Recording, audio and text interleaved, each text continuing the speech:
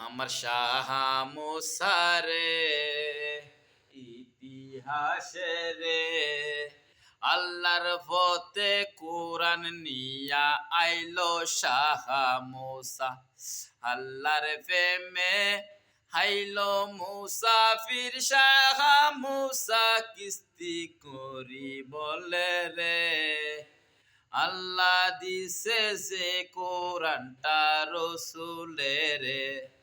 সেই কোরআন হাদিসের বাণী লইয়া শাহ মুসা বলে রে আমার পীর মুর্শিদ শাহ মুসা আইলো হরিণ খাইনে